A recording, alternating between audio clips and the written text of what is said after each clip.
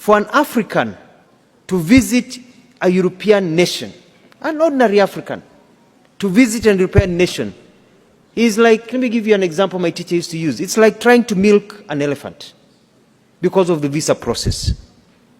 However, for a European to visit an African nation, most of our nations, it is like a walk on the beach. It's like going to have a cup of tea. But then that is not the problem. The tragedy is that now for an African to visit a fellow African within the African Union, the visa restrictions in many of our nations, among us, between our brothers and sisters, is like trying to brush the teeth of a crocodile.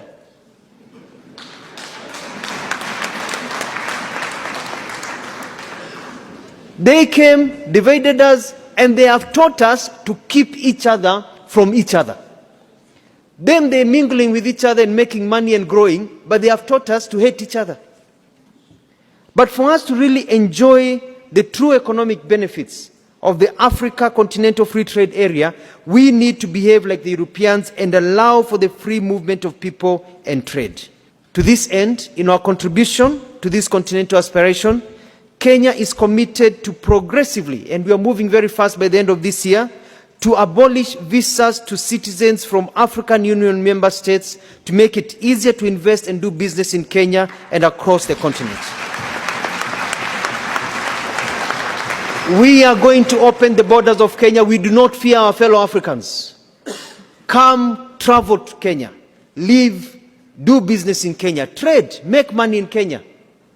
And we hope we'll get reciprocity with the rest of you. Let us open our continent so that we can make money and live together. Let us remove the shackles of colonialism that are still embedded in our heads and be able to move forward.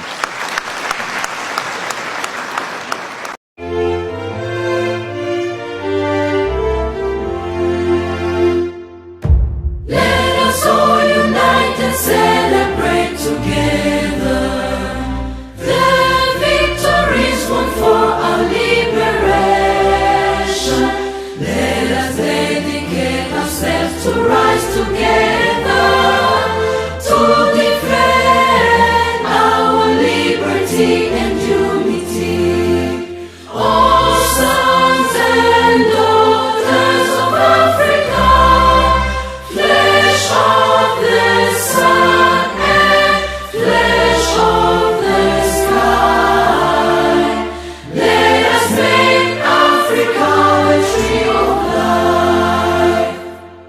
Let us all unite and sing together to uphold the bonds that frame our destiny.